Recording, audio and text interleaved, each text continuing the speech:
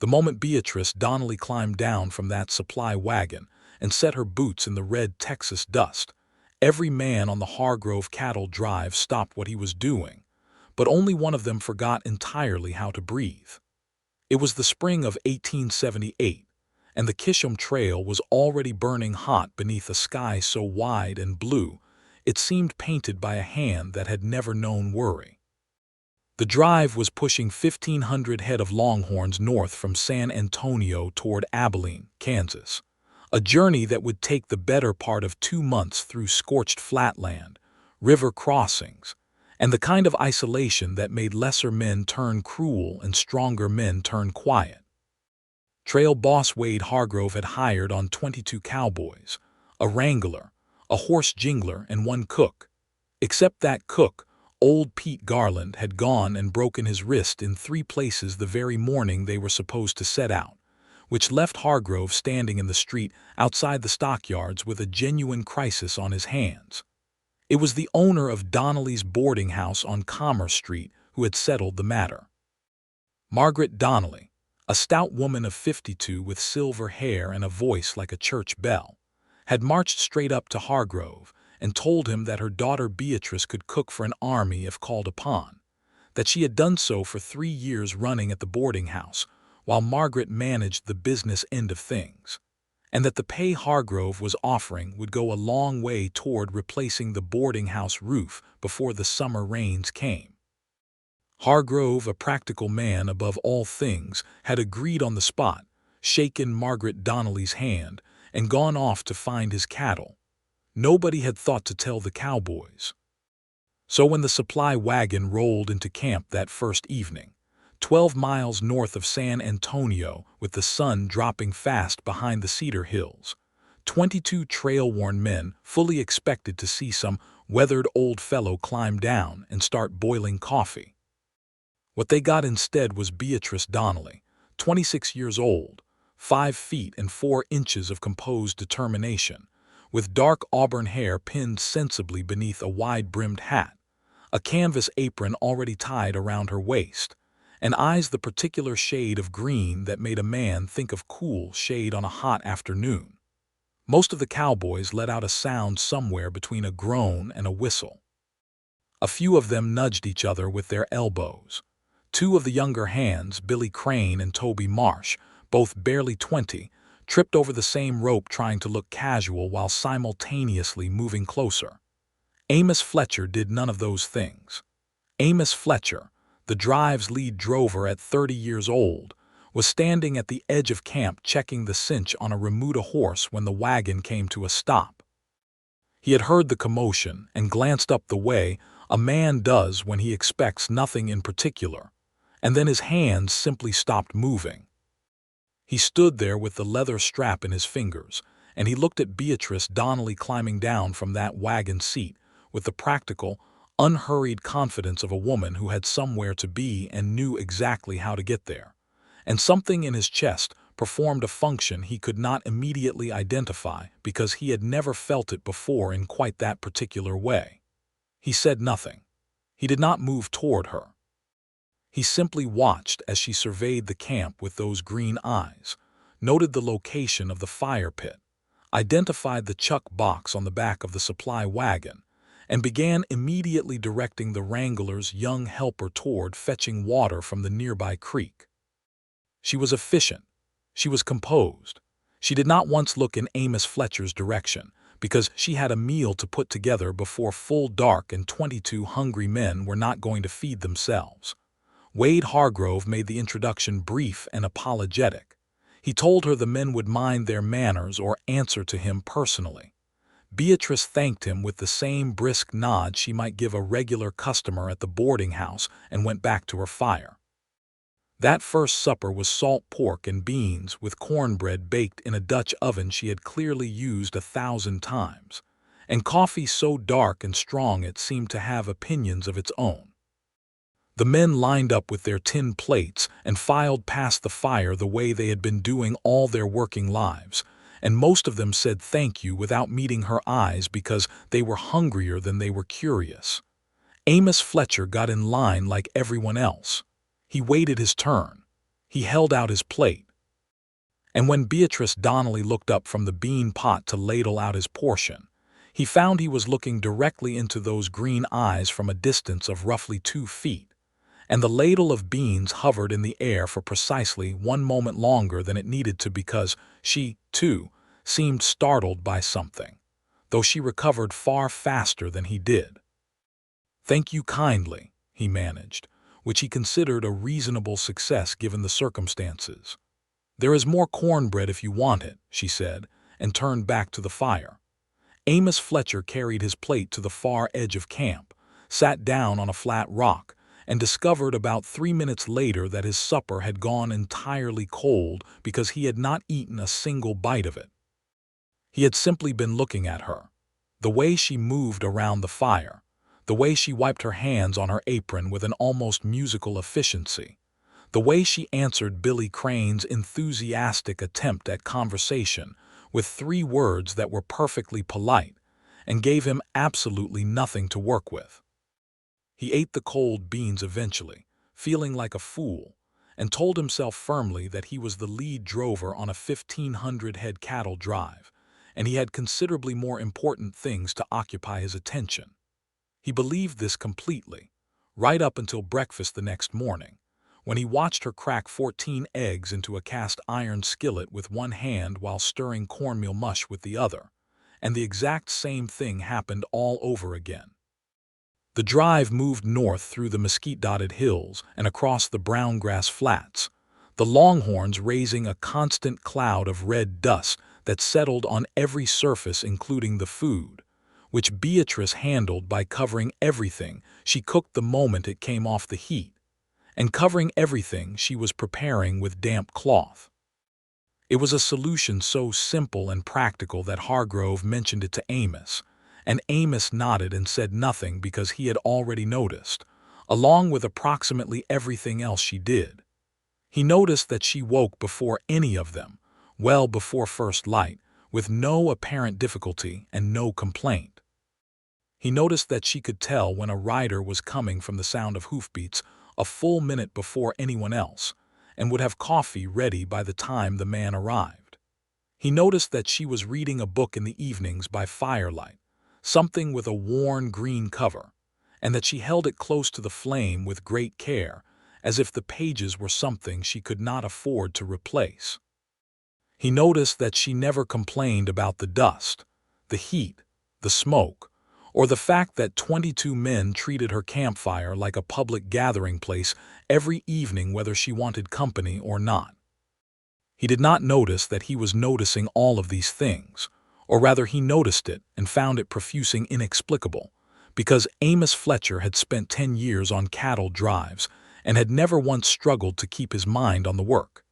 He was known throughout 4 counties as a reliable, level-headed man, the sort of drover other cowboys were glad to have riding point, because he kept his wits about him in tight situations and did not rattle easily.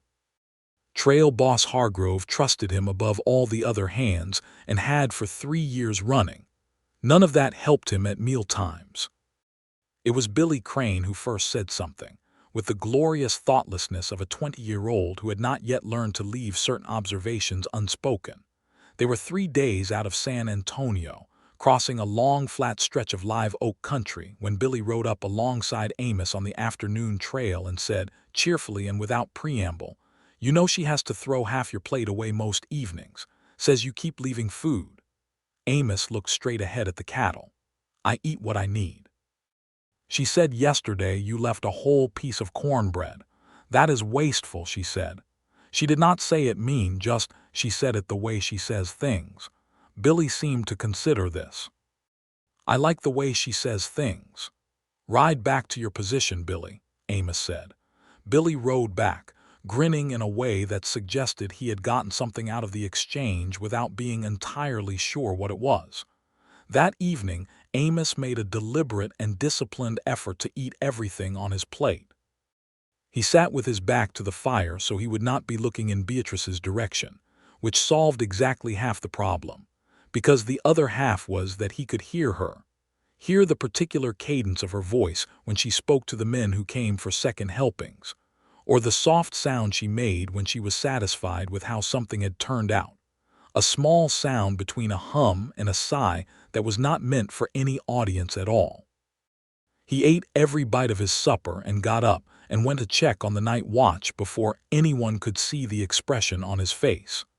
The first real conversation between them happened on the 5th day, at the Blanco River crossing. The herd had gone across well enough, though the river was running high from recent rains, and the lead steers had balked for a solid 20 minutes before the swing riders managed to convince them that the water was crossable.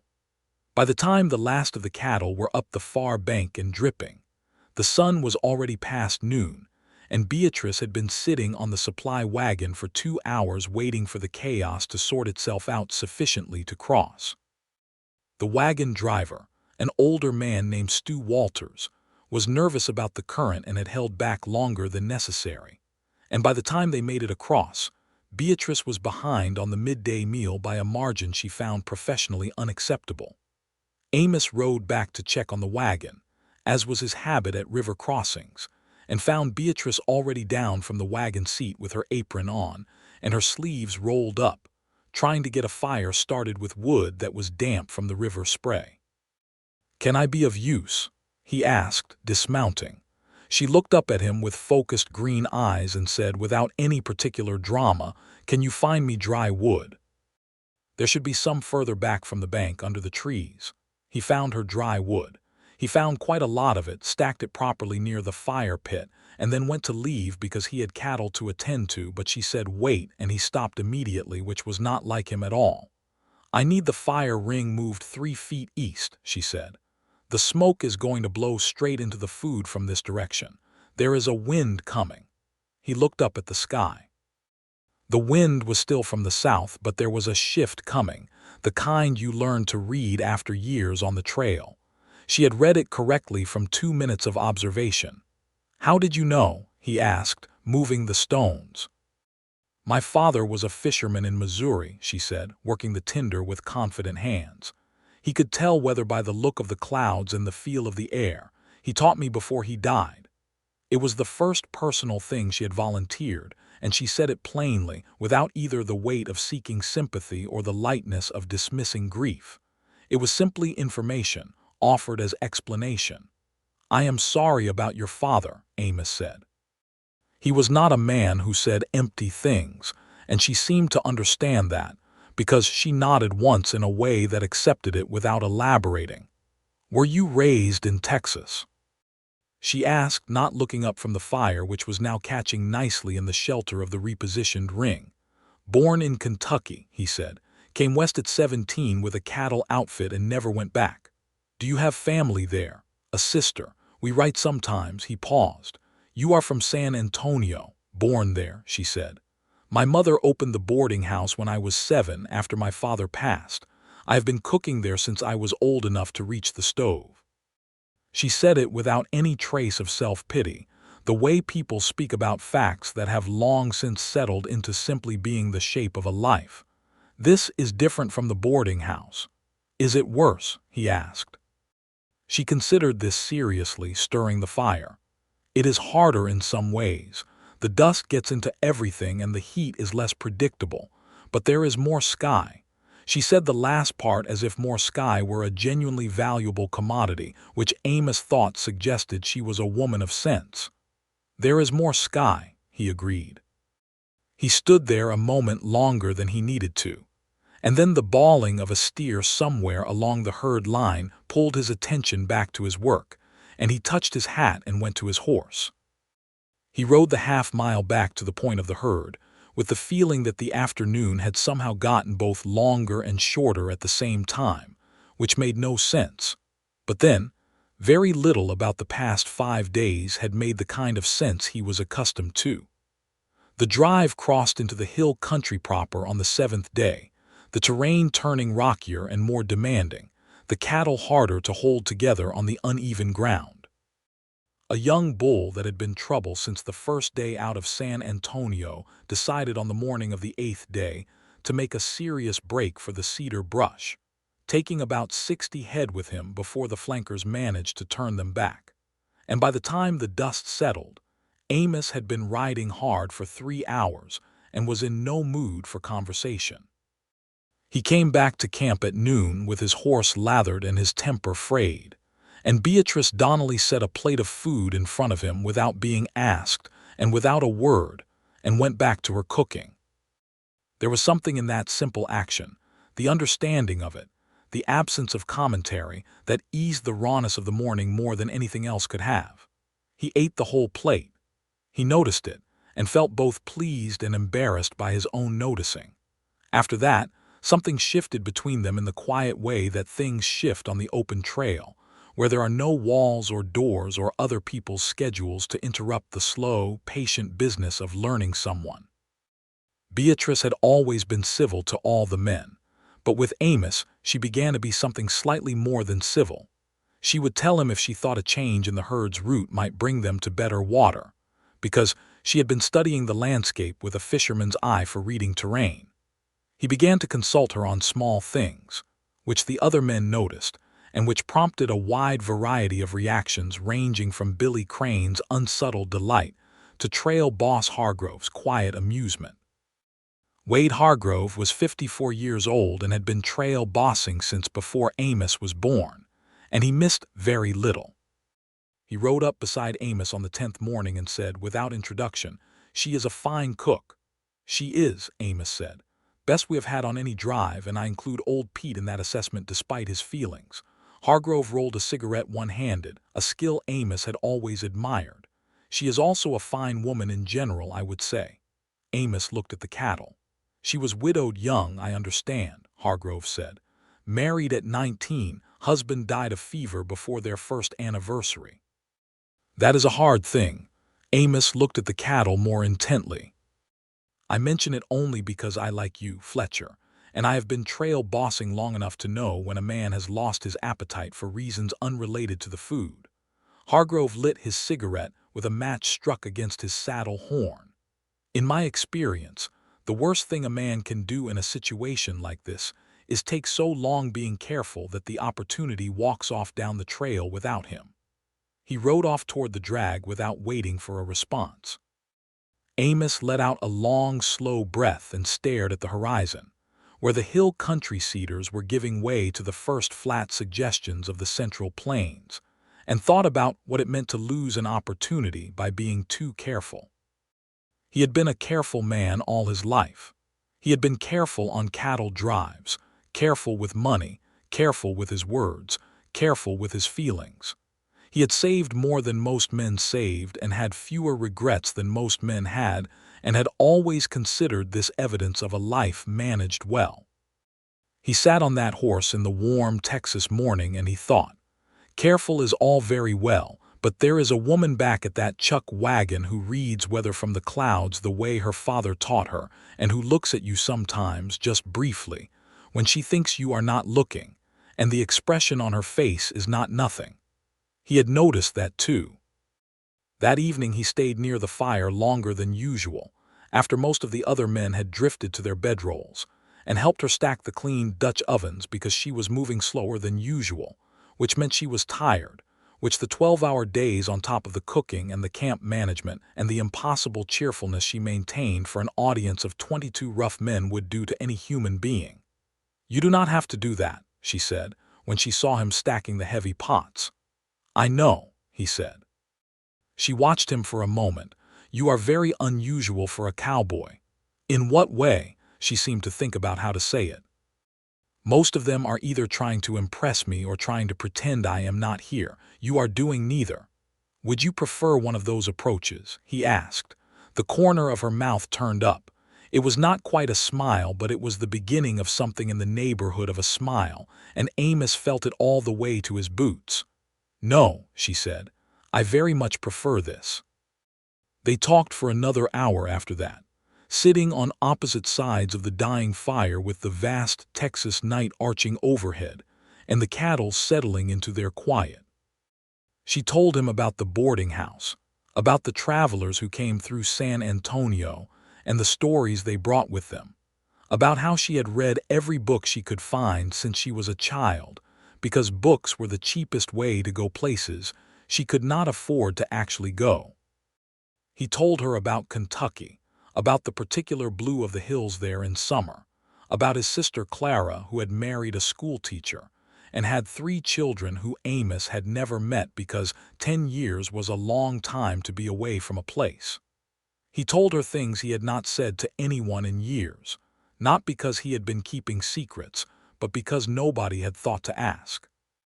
When she finally said she needed to sleep because the morning started before first light, he said goodnight and walked back to his bedroll under the stars, and lay there for a long time thinking about the shape of her face in the firelight, the way she had said, "I very much prefer this," and the fact that Wade Hargrove had told him the worst thing a man could do was take too long being careful.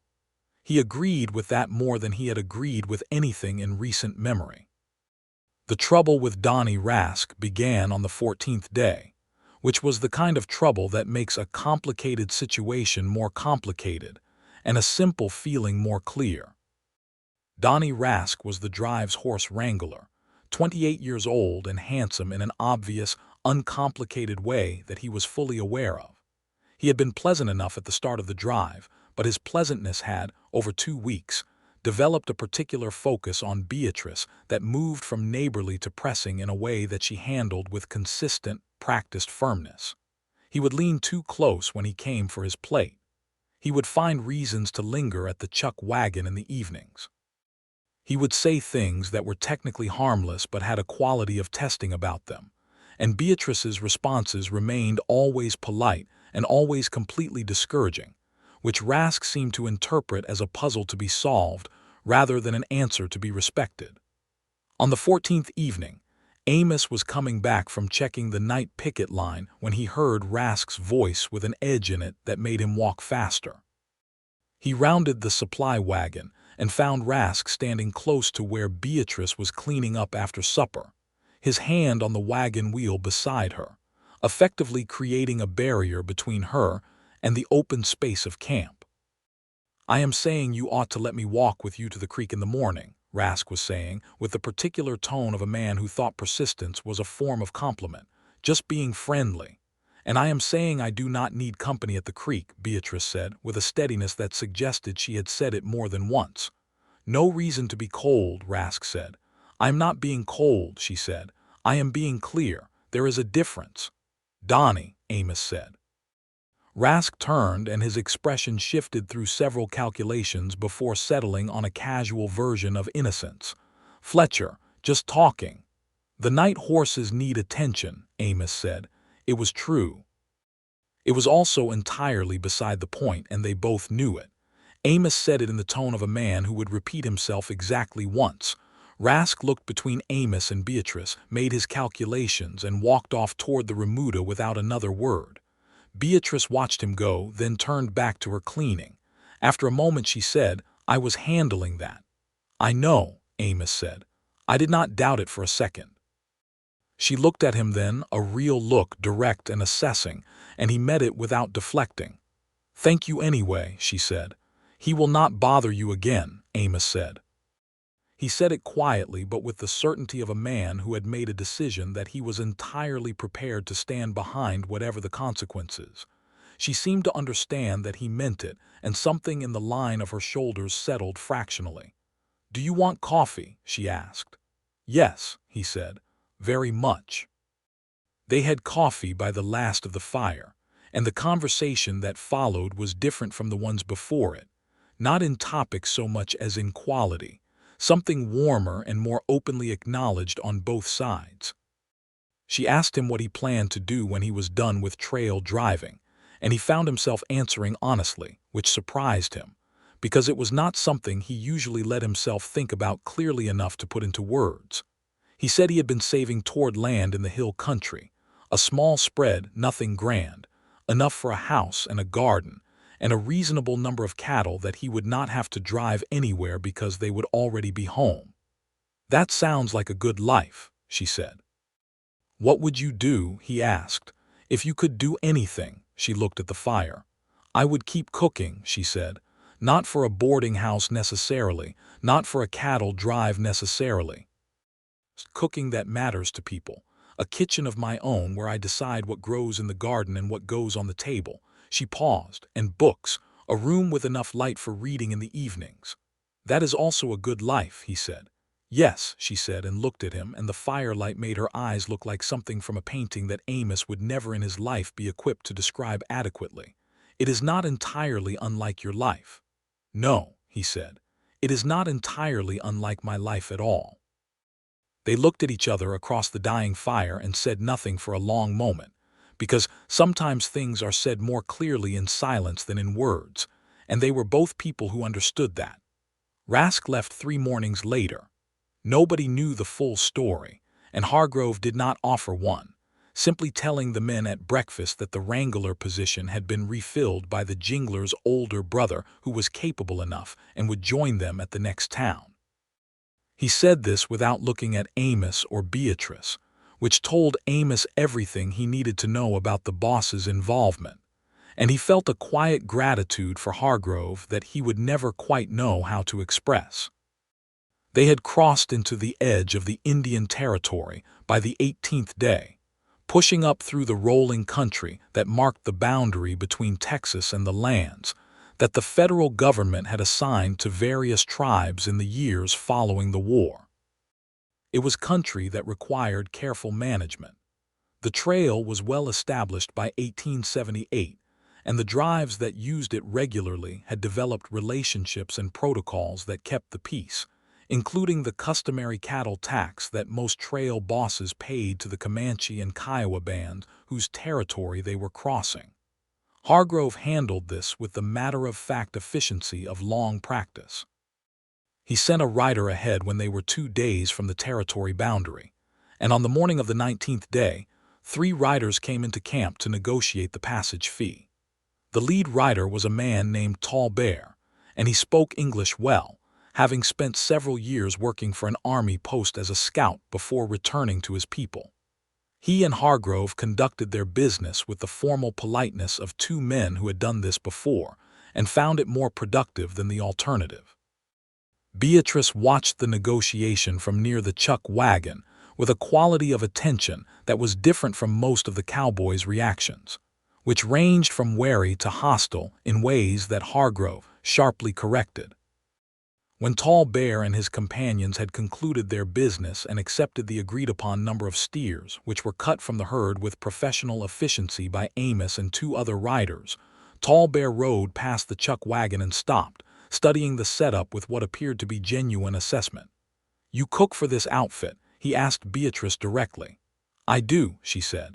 "The coffee smells good," he said. "Would you like some?" she asked. It was the most natural thing in the world, the way she said it, without hesitation or condescension or the particular tight-faced performance of tolerance that some people managed instead of actual respect. Tall Bear looked at her for a moment and then dismounted. He and his 2 companions drank coffee at the chuck wagon while Hargrove watched with an expression of mild surprise and general approval, and Beatrice talked with Tall Bear about the route ahead with the same practical intelligence she brought to every conversation. He told her the river they would hit in 4 days was running high, and that there was a better crossing 2 miles downstream from where the drive usually went. He told her the grass was good north of the crossing, but that there was a stretch of bad water alkali about 12 miles further on that the cattle would try to drink from and should be pushed past. She listened carefully and relayed all of it to Amos that evening, which he passed to Hargrove, who took the alternate crossing and avoided the alkali water exactly as described, saving the herd a significant amount of suffering. "How do you do that?" Amos asked her the evening after they had successfully negotiated the river crossing at the downstream point. "Do what?" she asked. "Make anyone comfortable enough to tell you the useful things." She thought about it, stirring the stew pot. "My mother says I listen as if what people tell me actually matters," she said. "I think that is mostly it. People can tell when you are waiting for your turn to speak versus when you are actually listening." Amos thought about this. "You are listening," he said, "not waiting." "Always," she said. He believed her completely. He thought about the fact that she had listened to everything he had said over the past 3 weeks, the small things and the larger ones, with that exact quality of attention. And he felt again the thing in his chest that he had stopped trying to identify, and had started simply accepting as the specific weight and warmth of caring about someone in a way that changes the landscape of everything else. By the 25th day, the drive had a comfortable rhythm. The land was flatter and the miles were easier, and the men had adjusted to Beatrice's presence in the way that people adjust to anything good. They stopped being surprised by it and simply came to depend on it. She was fully part of the outfit now in every way that mattered, and the men who had spent the first week uncertain what to make of her were now her staunchest defenders if any passing traveler or visiting outfit said anything that required defending.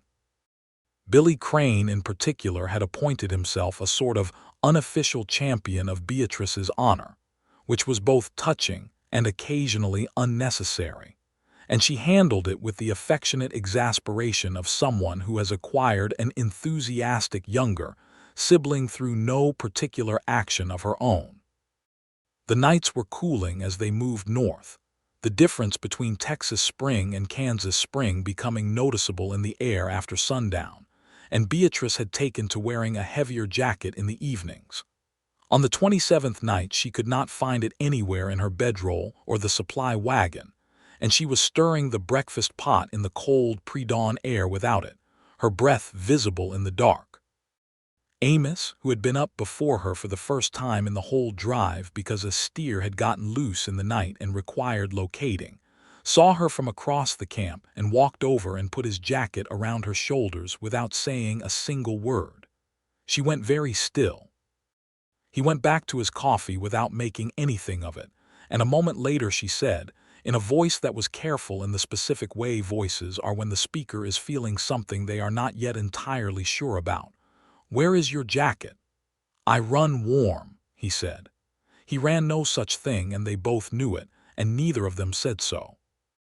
She wore his jacket until full daylight warmed the air enough that she did not need it, and then she handed it back with a look that he carried with him all the way through the morning's work like something tucked into his breast pocket. It was the 32nd day of the drive when everything almost went wrong. A storm had been building since midday, the kind of sky that turned greenish-yellow on the horizon and made cattle uneasy hours before the thunder started. Hargrove read it correctly and ordered the herd held tight, the drag riders moved up, and the camp set up early on the leeward side of a long, shallow ridge that would give them some protection from the wind.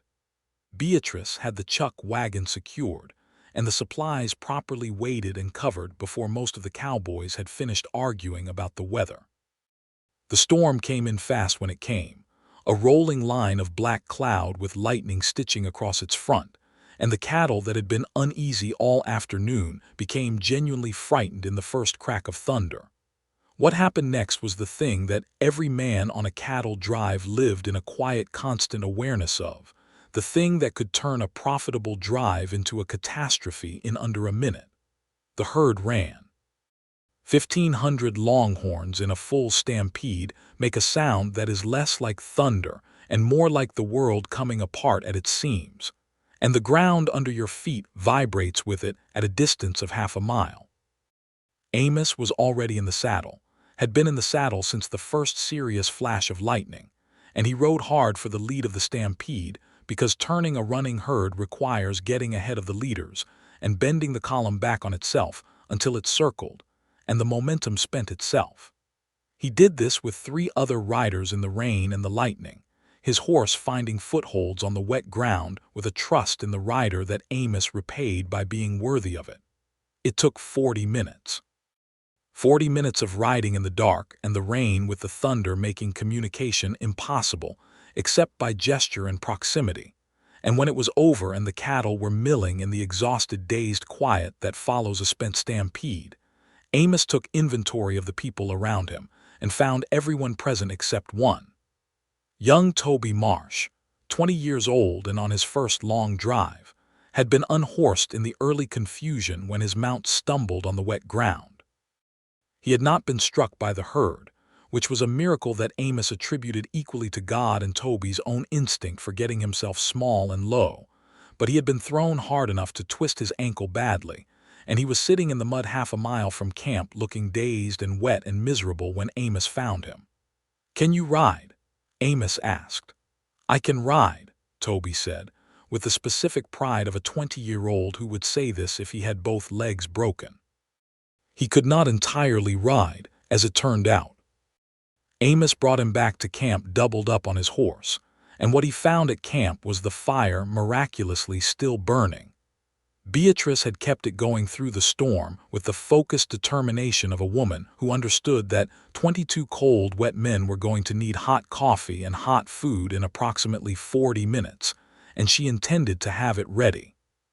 She saw Toby's state the moment Amos helped him down, and she had him seated, and his boot carefully removed before most of the other returning riders had even dismounted. The ankle was badly sprained but not broken, which she determined by a careful examination that she performed with the calm competence of someone who had tended injuries at a busy boarding house for years. "He needs it wrapped and elevated," she said to Amos, who was standing close watching her work with an expression he was not monitoring as carefully as usual, because the past 40 minutes had been too full of other concerns. "I know," he said. "There is cloth in the supply wagon, the upper left box," she said. He went and got it. When he came back, she was talking quietly to Toby, who had the slightly glassy look of a young man who had frightened himself badly and not entirely processed it yet. And she was talking to him about something completely ordinary, about the cornbread she was planning for breakfast, about a funny story involving a particularly opinionated rooster at the boarding house. Just talking, in a voice that was warm and entirely present, until the glassiness in Toby's eyes cleared into something more like himself. Amos wrapped the ankle under her direction, and then stood back and looked at her in the firelight with the rain still dripping from the brim of his hat, and he thought with great clarity, "I am not going to waste any more time being careful than is strictly necessary, because life is short and storms come without warning, and there are people in this world worth not wasting time about."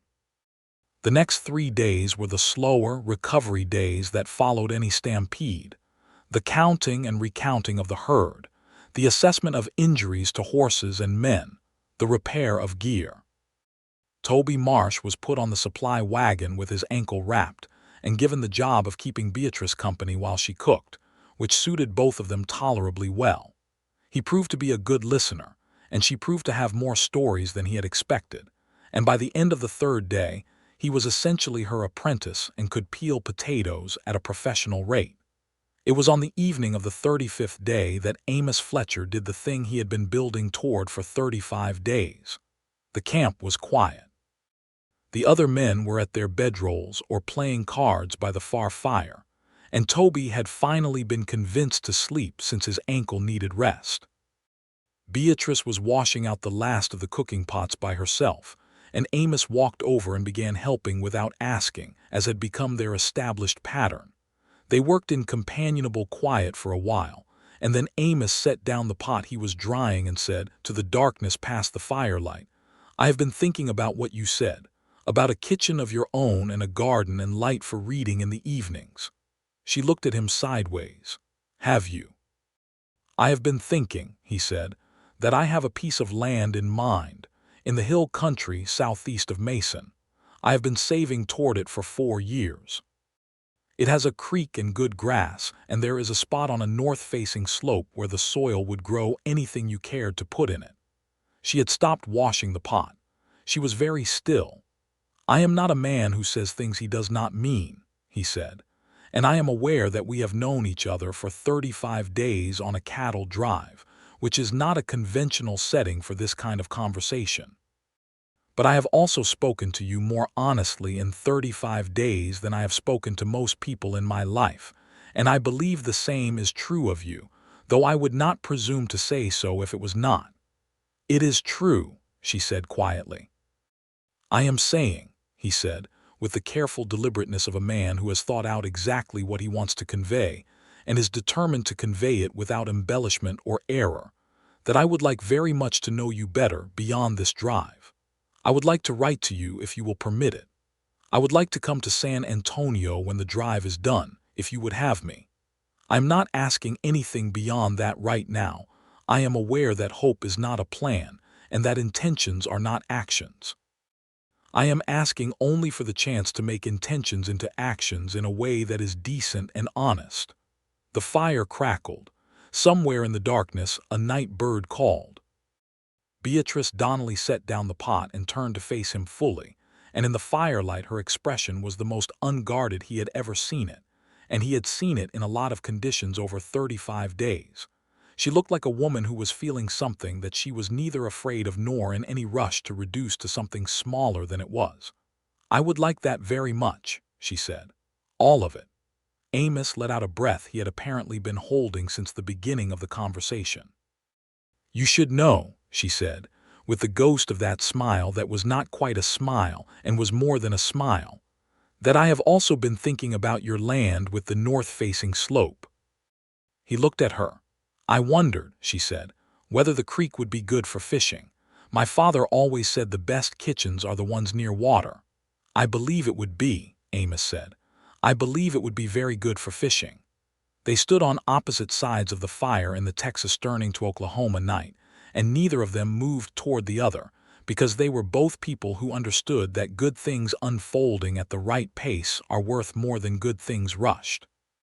But Amos Fletcher was smiling genuinely, fully, in a way that the other men would notice and comment on for the remaining weeks of the drive, and Beatrice Donnelly was doing the same thing on her side of the fire, and the night around them was enormous and warm and full of promise. The drive crossed into Kansas on the 42nd day. The land flattened into the great sea of grass that the plains cattle country was, and the air changed quality, becoming drier and more purely itself, a smell of grass and sky and distance that Amos knew well and had always found settling. The end of the drive was perhaps 3 weeks away. The pace was good, the cattle were in reasonable shape, the grass had been adequate if not lush, and Hargrove was in the satisfied, quiet mood of a trail boss who can see the end of the line and assess his losses as acceptable. The days now had a quality of both urgency and lengthening that came from knowing something was finite. The conversations between Amos and Beatrice, which had moved into territory progressively more personal and more open, acquired a quality of wanting to cover ground because there was ground to be covered and a clock running somewhere. She told him about her marriage, finally, on the 44th evening.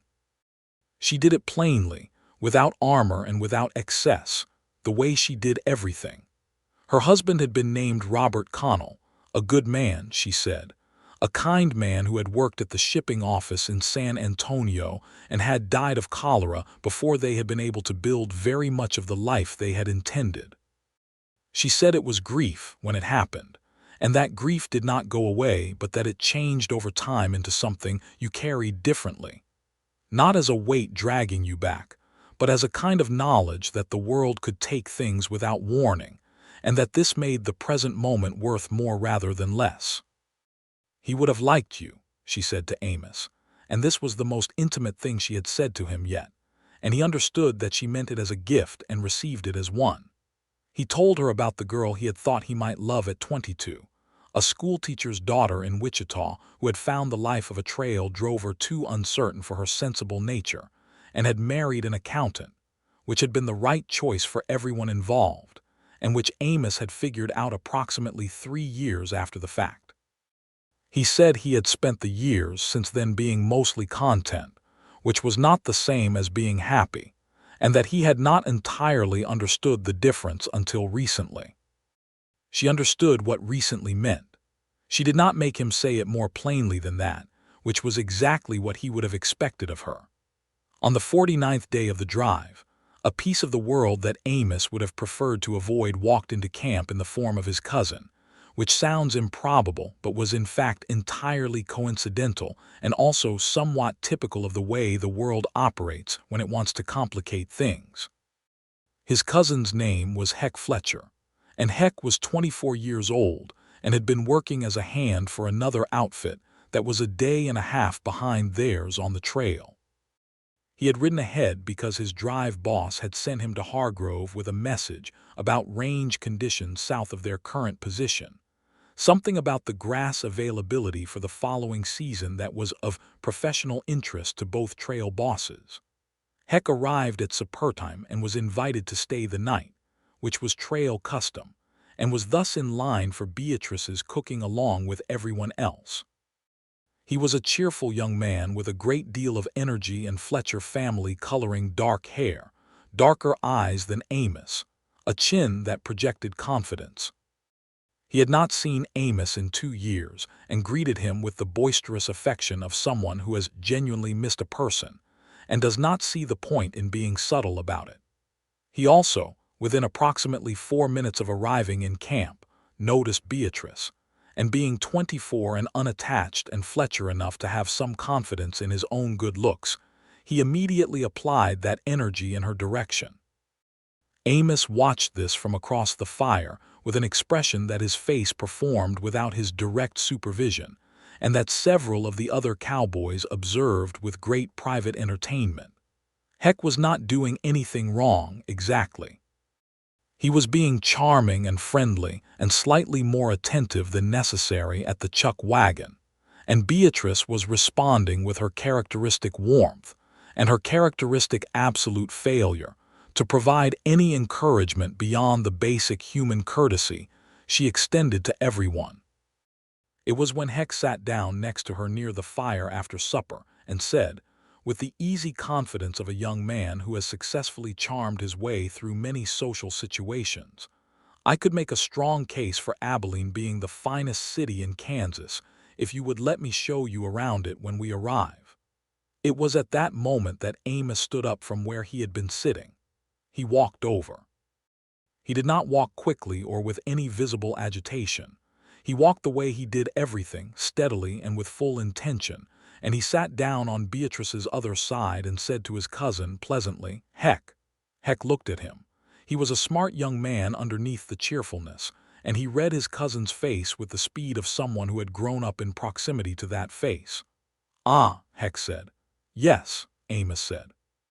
"Is this?" Heck looked at Beatrice, looked at Amos, and a grin broke across his face that was so unguarded and genuine that it diffused the entire situation instantaneously. "Well, nobody mentioned this in the letters." "It is recent," Amos said. Heck laughed, a real one, and stuck his hand out to Beatrice with the direct warmth of a man who has just reclassified an interest as entirely off the table and found the revision completely agreeable. "I hope you will forgive me for being an idiot. I had no idea." Beatrice shook his hand with the smile she rarely let anyone see in its full form, the one that reached her eyes completely. "There was nothing to forgive," she said. "And for what it is worth, Abilene does sound interesting." "It is significantly better with someone you actually want to be with," Heck said, and cast his cousin a sideways look that promised approximately 10 years of good-natured commentary on the subject. Amos endured this with the patience of a man who has decided that some things are worth enduring. Heck rode out the next morning with his message delivered and his worldview pleasantly rearranged, and before he left he pulled Amos aside and said, quietly and without any residual teasing, "She is remarkable, Amos.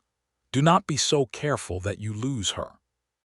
It was, Amos noted, almost exactly what Hargrove had told him 39 days ago, and if two people with no connection to each other were saying the same thing, it seemed reasonable to consider that they might be right. He considered it all day while he rode point, and by evening he had made some additional decisions that had been forming in him for some time and that felt, when he acknowledged them, as natural and certain as the direction the river ran. 3 days from Abilene, Beatrice burned her hand. It was a minor burn, hot coffee pot handle, a moment of distraction when Billy Crane startled her mid-pour with an unexpected whoop of joy about something involving the lead steer. But the skin along 2 fingers reddened quickly, and she pressed them against the cold tin of the water bucket without a word, not wanting to make more of it than it was. Amos saw it from 15 feet away, and he was beside her in a moment that was short enough to suggest he had been paying attention. "Let me see," he said. "It is nothing," she said. "Beatrice," he said, with the quiet emphasis of someone exercising patient certainty. She let him see. It was minor, not blistering, just reddened, but he held her hand in both of his and looked at it with a careful attention that was nominally medical and also entirely something else, and neither of them spoke for a moment. "Cold water and then let it breathe," he said. "And do not hold anything hot with those 2 fingers for the rest of the day." "I am cooking dinner for 22 people," she pointed out. "Billy can peel potatoes," he said. "He owes you." She laughed. It was a real laugh, unself-conscious, and Amos was still holding her hand, and he looked up when she laughed, and they were close, close enough that for a moment the distance between being careful and being honest collapsed into something thinner than paper. He did not kiss her. Not because he did not want to, and not because she would have objected, but because the camp was full, and she was a woman whose dignity he respected in a genuine and specific way. He let go of her hand with a deliberateness that was also its own kind of statement, and stepped back, and called to Billy Crane to get over here and help with the potatoes. Billy came over, assessed the situation with the instinctive social intelligence of someone who has spent months paying attention to other people's feelings, and began enthusiastically peeling potatoes. Beatrice touched the back of her reddened fingers with her other hand, and looked at Amos's retreating back and thought, with great clarity, that she was going to marry this man, which was a thought she had not had about anyone since Robert, and which she treated with the seriousness it deserved while also noting that it did not frighten her at all. It felt, rather, like finally putting your foot down on solid ground after crossing a long, uncertain stretch. Abilene, Kansas in the spring of 1878 was the trailing end of a particular era. The cattle trade had been moving the great drives through Abilene since 1867, when a man named Joseph McCoy had built the stockyards and turned the small prairie town into the northern end of the Kishom Trail. But by 1878, the Kansas farmers were pushing against the cattle trade with fences and laws and the weight of their numbers, and everyone who worked the trail knew that the drives were changing, that the routes were shifting east and west, that the golden years of the thing they were doing were rounding into a final act. Abilene itself had quieted considerably from its wildest years. The famous lawmen had come and gone, and what remained was a working cattle town with stockyards and banks and hotels, and the busy commerce of an industry that still had years left in it, just not the same unbounded years it had once known. They drove the herd into the stockyards on the 53rd day of the drive, the longhorns filing into the pens with the profound indifference of animals who have traveled a very long way and are ready to stop. Hargrove met with the buyers, and the business of the drive concluded over the following 2 days in a series of transactions that resulted in checks being written and men being paid, and the whole outfit dissolving in the efficient way that cattle drive outfits dissolve at the end of the trail, each man taking his wages and going in whatever direction his life was pointed. On the evening of the first day in Abilene, Hargrove gave the men the freedom of the town and paid out the wages he owed, and there was a general and enthusiastic migration toward the hotel, the bathhouse, the saloon, and the various restaurants that lined the main street. Beatrice received her wages in full, and Hargrove shook her hand and told her that she was the finest cook he had ever employed on any drive, and that if she was willing, he would hire her for next year's drive before any other arrangement was made. She thanked him and did not commit to anything, because she had things to think about that made next year feel like an interesting country she was not yet prepared to map. Amos found her standing outside the hotel in the blue evening light, her wages in her pocket and her green eyes taking in Abilene with the same practical attention she brought to everything. He had cleaned up new shirt, hair brushed, boots as presentable as boots got after 53 days on a cattle trail, and he walked up beside her and said nothing for a moment, because the moment was good and did not need words. Then he said, "Would you like to have dinner with me? A proper one. at a restaurant with chairs and a tablecloth and someone else doing the cooking. She looked at him with that nearly smile that he had come to know as well as anything in his experience. "I would like that enormously," she said. The restaurant had white tablecloths and oil lamps and a menu written on a chalkboard, and the food was adequate if not remarkable, and neither of them cared about that at all. They sat across a proper table for the first time in 53 days, and the newness of it, the chairs, the lamp, the absence of fire smoke and cattle noise made everything feel slightly ceremonial, slightly elevated. They talked through dinner about everything and nothing, and when the coffee came, Amos set his cup down and said, "I would like to say something." She looked at him.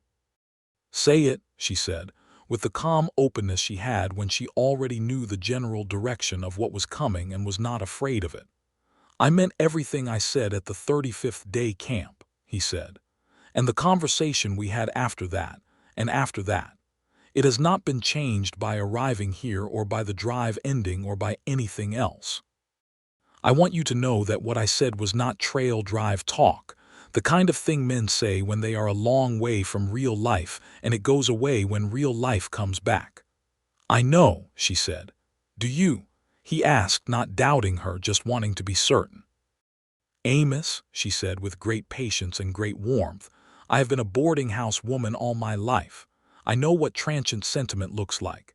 You have never looked like that, not once in 53 days. He was quiet for a moment. "I am going to San Antonio after I have settled the necessary business here," he said. "I would like to call on you properly with your mother's knowledge and take the time to do this right. I am not asking for anything more than that, just the chance to court you as decently as the situation deserves."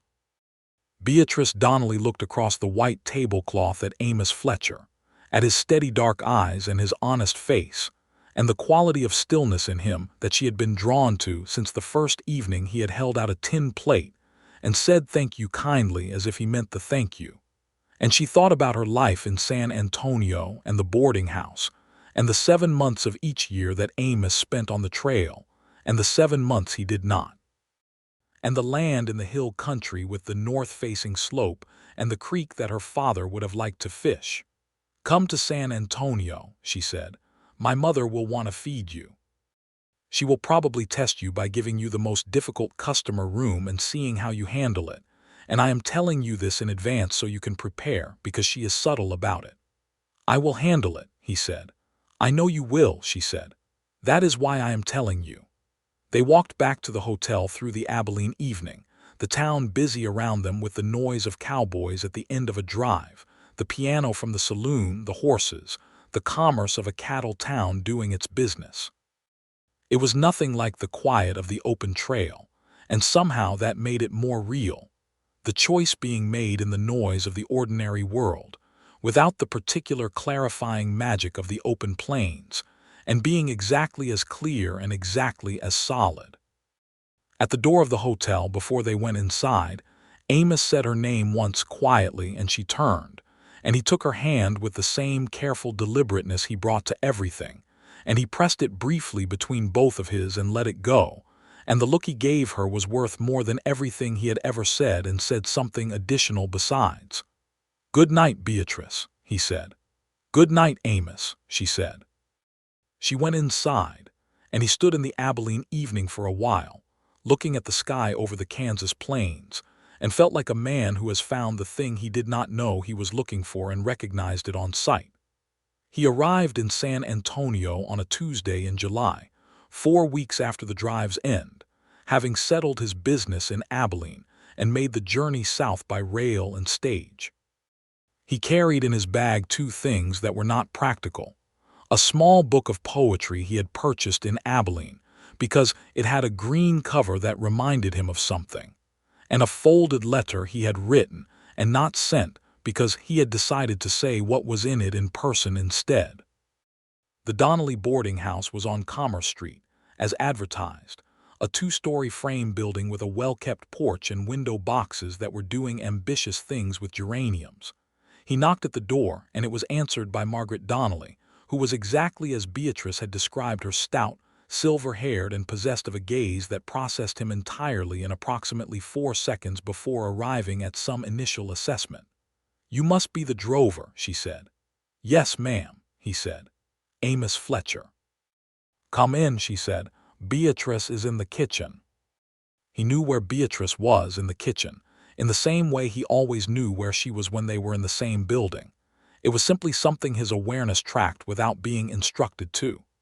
She appeared in the doorway before he reached it, and she was wearing a yellow dress he had never seen, and her hair was down instead of pinned under a hat, and the combination of familiar and new was something that hit him with a force he had learned to stop being startled by and simply experience. "You made it," she said. "I said I would," he said. Margaret Donnelly looked between them with the expression of a woman who has assessed a situation and revised several plans simultaneously, and said, "I will put on coffee," which in the Donnelly household meant, among other things, that she intended to be present at this conversation, and anyone who had opinions about that could address them to the geraniums. He stayed for dinner, and then for 3 days, taking the room that Margaret offered him. It was, as Beatrice had predicted, the most difficult room in the house, the one whose window latch stuck and whose wardrobe door swung open in the night, and whose mattress had a particular geography that required negotiation. He handled it without complaint and with good humor, and by the second morning Margaret had given him a cup of coffee before breakfast without being asked, which Beatrice informed him privately was the equivalent of a papal blessing in this household. He called on Beatrice every day that week, and the week after, having taken a temporary job at the stockyards for the purpose of having a reason to stay in San Antonio beyond overstaying a visit. They walked along the river in the evenings and sat on the boarding house porch in the afternoons when she was not needed in the kitchen. And they talked the way people talk when they have found someone whose company makes thought itself more interesting, who brings out ideas and feelings that you did not know you had the vocabulary for until the conversation started. He told her about the land in Mason County, not just the description but the story of it, the day he had ridden through on a drive 3 years ago and seen the north-facing slope and the creek and the particular quality of the afternoon light, and had stopped his horse and sat there for 5 minutes just looking, knowing with the irrational certainty of genuine feeling that this was the piece of ground he was meant to come back to. He told her that he had gone to the land office the following spring and found it available and put money on it, and had been saving toward the balance ever since. "How much more do you need?" she asked. "Enough that I need 1 more year's wages," he said. "Maybe 2, she looked at the river. "I have been saving 2, she said. "For the roof initially, but the roof is sorted now and there is enough left over." He looked at her. "I am not suggesting anything beyond what it is," she said. "I am simply noting it." "Beatrice," he said. "Yes." He reached into his jacket pocket and brought out the small book with the green cover. "I bought this in Abilene," he said, "and I have been trying to find the right moment to give it to you for 4 weeks. He held it out.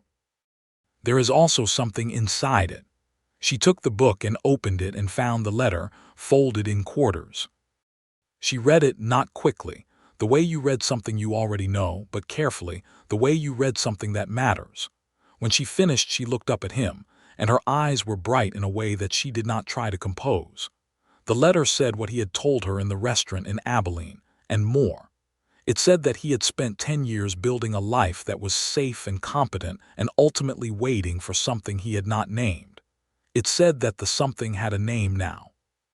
It said that he understood if she wanted more time was reasonable, and he was a patient man when patience was required. It said that he intended, whenever she was ready and not before, to ask her a question that had one particular right answer, and that he was saying so in writing because he wanted her to know that this was fully considered and fully meant, not spontaneous feeling that would look different in a different light. She folded the letter and held it and said nothing for a while, which was not a bad kind of nothing. Then she said, "How patient are you exactly?" "Reasonably patient," he said. "Within limits." "What are the limits?" "I believe I can manage until the end of the summer," he said, with the slight smile that she had come to know was his version of the same expression she had, the one that was more than a smile. "That is quite specific," she said. "I am a specific person," he said. "I know," she said. "I like that about you." She looked at the river, then at him. "Ask me now." He was quiet for a moment. Then he said, with every word as deliberate and honest as anything he had ever said in his life, "Beatrice Donnelly, will you marry me? Not because you need to, and not because it is convenient, but because I believe we will be better together than either of us is separately. And because the life I am trying to build has a north-facing slope and a creek and room for a garden and a room with good light for reading. And it seems to me that it was always intended for two people, and I would like the other person to be you." She sat beside him on the riverbank in the San Antonio evening with the green-covered book in her lap, and the letter folded inside it, and the full warm summer around them. And she said yes the way she did everything, without hesitation, without performance, with the whole weight of a woman who has made up her mind and means it completely. They were married in September of 1878, at the small church on Alamo Street, with Margaret Donnelly in the front pew crying cheerfully into a good handkerchief, and Wade Hargrove, who had driven down from wherever he was at the time because someone had thought to invite him, standing in the back looking satisfied with himself in the way of a man who gave good advice and lived to see it taken. Billy Crane was there, having turned up with a clean shirt and an expression of pure happiness, and Heck Fletcher made the journey from wherever his latest outfit had taken him, and behaved himself with great dignity throughout the ceremony, before proceeding to be entirely himself at the celebration afterward. The ceremony was simple and the vows were plain, because they were both people who put their trust in simple and plain. And when Amos Fletcher looked at Beatrice Donnelly, Beatrice Fletcher, in the hour after the ceremony, in the afternoon light of the church porch, he thought about the first evening of the drive, the way she had climbed down from that supply wagon and set her boots in the dust and looked at the camp with those green eyes, and the way he had gone to get in line for supper and had come away unable to account for a single bite of food because he had been doing nothing but looking at her. He had spent a lot of time since then making up for lost meals. They went to Mason County in October, in a wagon loaded with Beatrice's kitchen equipment, the green-covered book of poetry, enough supplies for a winter, and a cutting of the boarding house geraniums that Margaret had pressed upon her daughter with the firm conviction that geraniums made a house a home, and nobody was leaving Commerce Street without them. The land was exactly as Amos had described it. The north-facing slope where the soil was good, the creek that ran clear over smooth stones, the particular quality of the afternoon light. They stood on the slope on the first afternoon and looked at what would be their home, the foundations of the house already laid, built by a carpenter Amos had hired and paid in advance the previous spring because he had always believed this day was coming, and it seemed poor planning not to prepare for it. "There," Beatrice said, pointing to a flat stretch near the creek. "The garden goes there, and I will need a root cellar there on the north side of the house. And the kitchen window wants to face east so I have good morning light." "Done," he said, "all of it." "You have not consulted anyone about the cost," she said. "I have consulted the woman who is going to use all of it," he said. "That seems like the right consultation." She looked at him with the full version of her smile, the one that reached her eyes entirely and did something to the landscape of everything around it.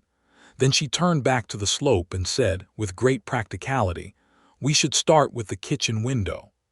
They did start with the kitchen window, and then the rest of the house, and then the root cellar, and then the garden in the spring.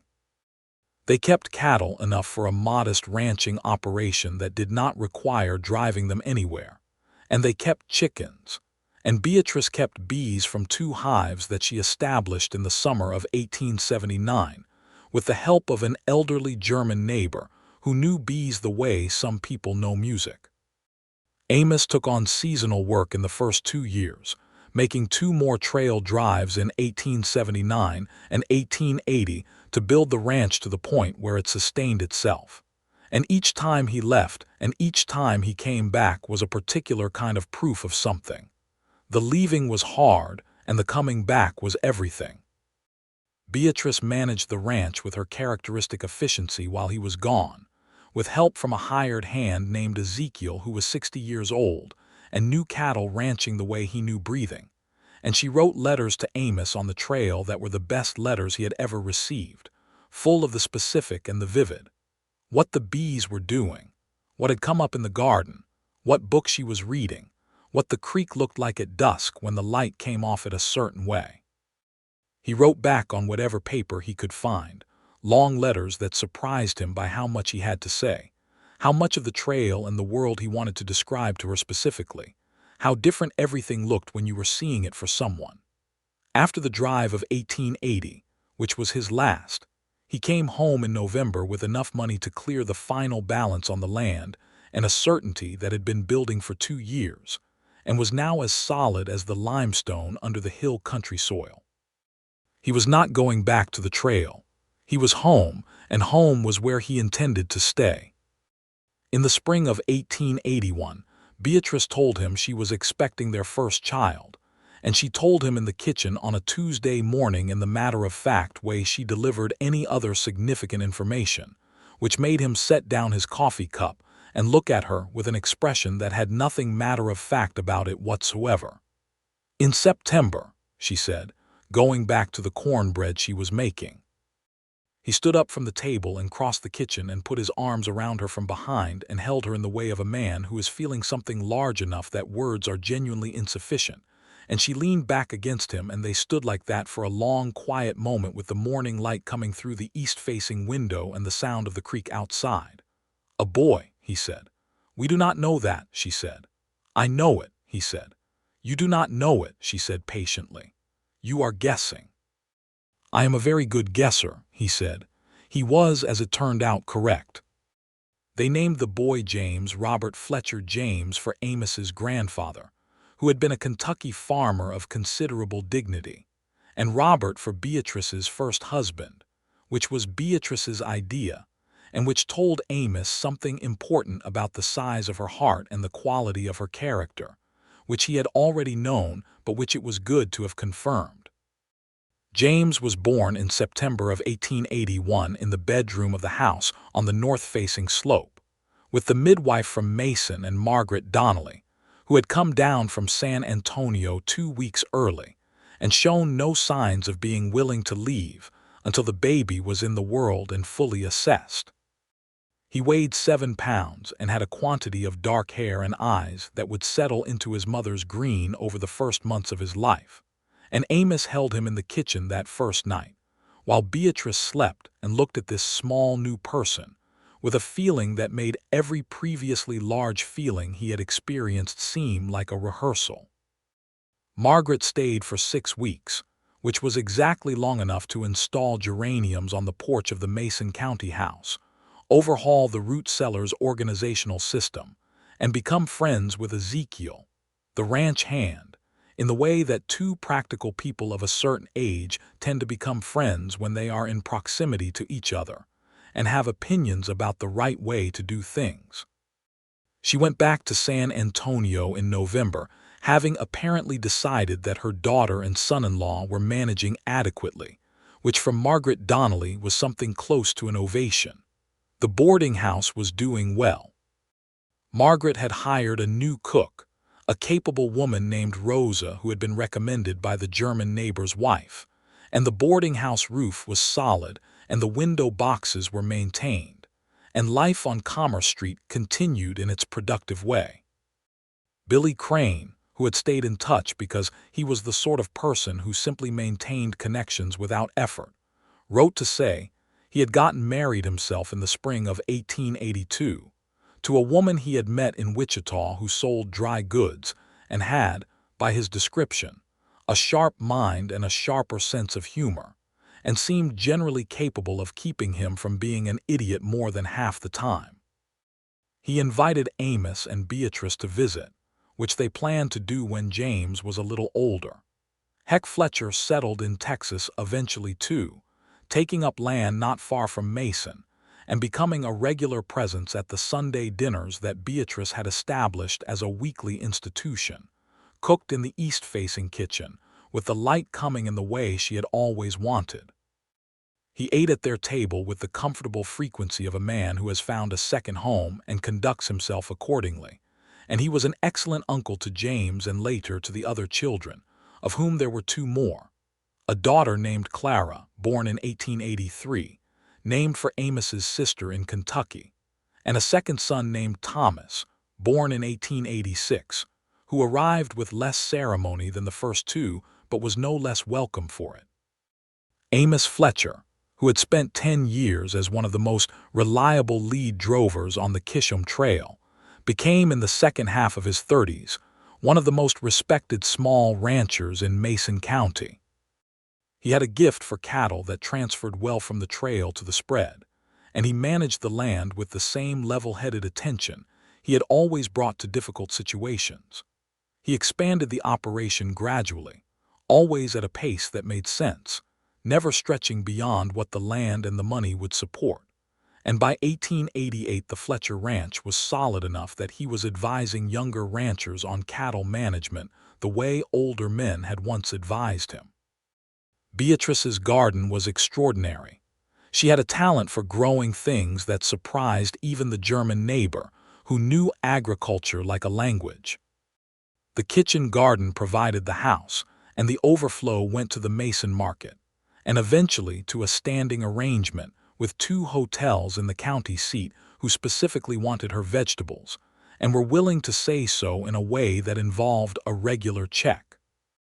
She kept her bees and her chickens and her books, and the shelf in the parlor that held her books grew longer and broader over the years as she acquired them steadily from every catalog, and passing traveler an occasional trip to San Antonio that afforded an opportunity.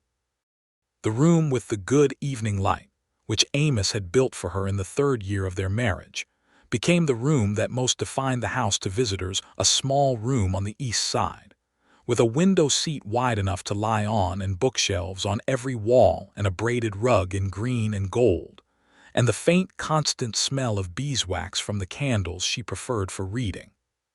She went there every evening after supper, when the children were settled and the kitchen was clean, and she read for an hour or 2 in the lamplight with her feet tucked under her.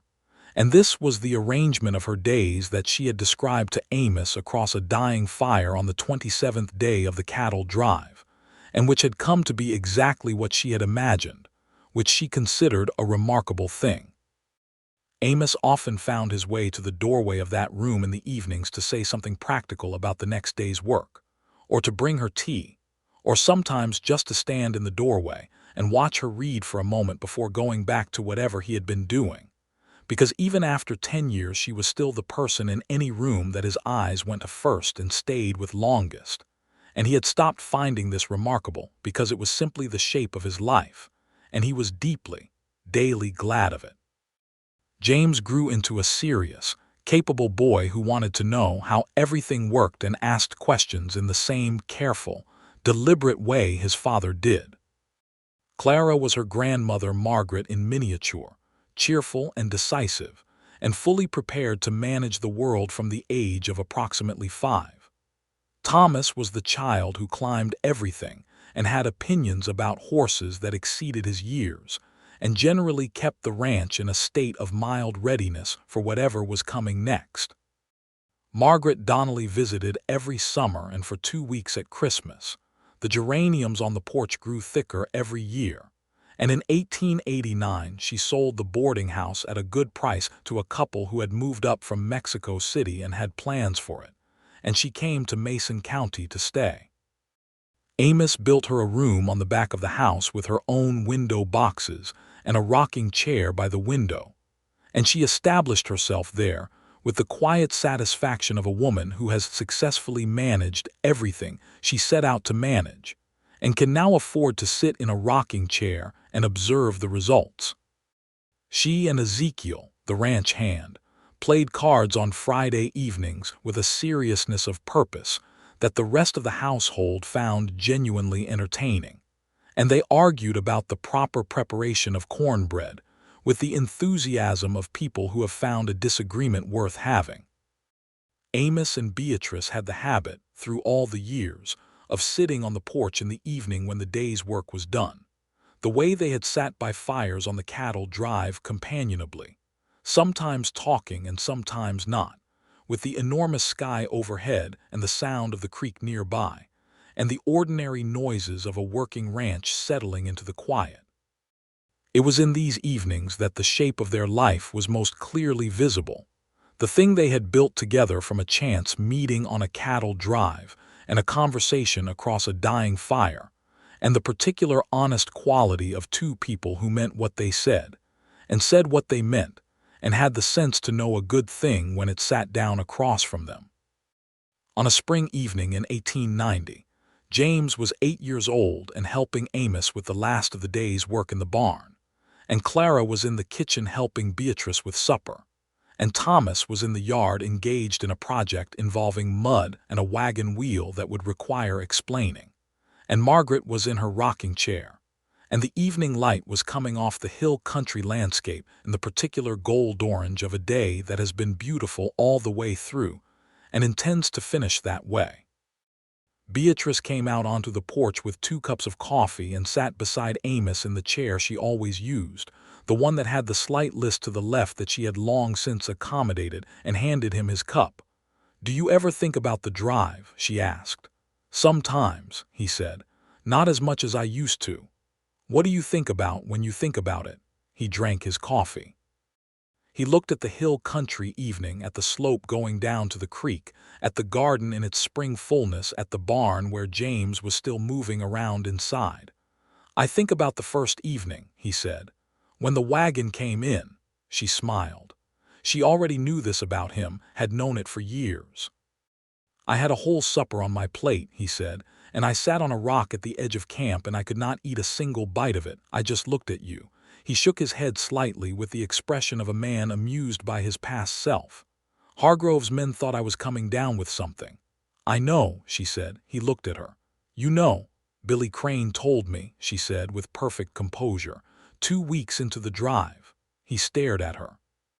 "He said you always left half your plate and he thought it was funny," she said placidly. "I did not think it was funny. I thought it was very sweet." "You never said anything," he said. "You never asked," she said. "And besides, I was not entirely sure what to do with it yet. I had only known you 2 weeks." He looked at her for a long moment, this woman he had been looking at for 12 years, across fires and rivers and supper tables, and the ordinary remarkable geography of a shared life.